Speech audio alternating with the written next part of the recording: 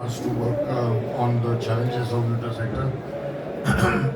One is going to be how are we going to ensure that there is adequate supply of raw materials for the industry and ability to expand the raw material capacity to produce and grow more raw materials is going to be one major challenge which is not unsurmountable, but I think we need to continuously do a lot of work in that area, and we need some support, at least direction and help from the government in addressing some of these issues in terms of creating an ecosystem that helps the process work more effectively.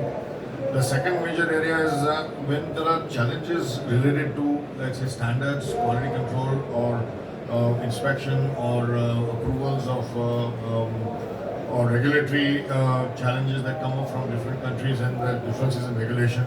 I think we need the government, the regulators from India and the regulators across the world working very closely with collaboration with the industry to find solutions rapidly and quickly so that we don't have delays in solving customer related problems, and we are able to respond efficiently and effectively like we are expected to do with our consumer customers. I think we need to do that across as a nation for our consuming nations as well.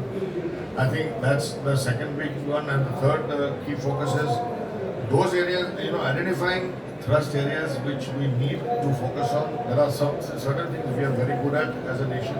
There are certain things that require capacity and capability build up.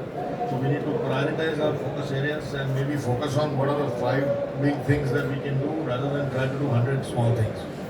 This would be the 3 major needs of, I would say, of the industry. Another big challenge is the codes, ITC-HS codes, because at present all these products, the botanicals are going under are being exported, I mean they're exported under 13021919, which is the others code, and there all gets clumped together. We cannot capture that which particular item is going to which country, for at what rate it is going, what unit value realization is being taken place. So all these things are not being able to be captured.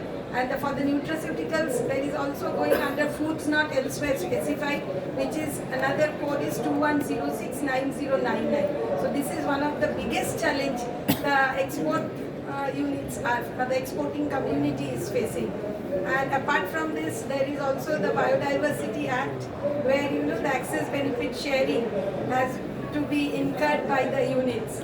That is also a tedious process the units have to go through. So that is also another big challenge. Thank you. You said that this codes, when you're trying to framing the codes for the nutraceutical, by when that process would? Actually, we have submitted it in the format of the CPIC, but still it is pending with them from a long time. The problem is, these are small items, and they have a threshold limit of 100 crores.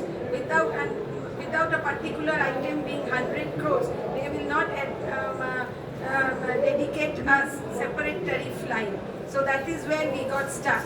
So let us see how best we can take it forward.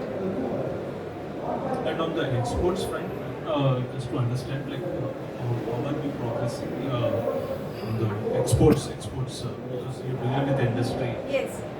And how are things progressing on the export side? Export, there is a demand for exports, and now that actually China is our competitor, but they have a specific number of botanical extracts which they supply. But Indian products which are going to the Europe market, there is demand. And also another point is that there is a ETO concern also, ethylene oxide concern, which Shefixil is monitoring the exports to Europe, and the major markets are USA and Europe.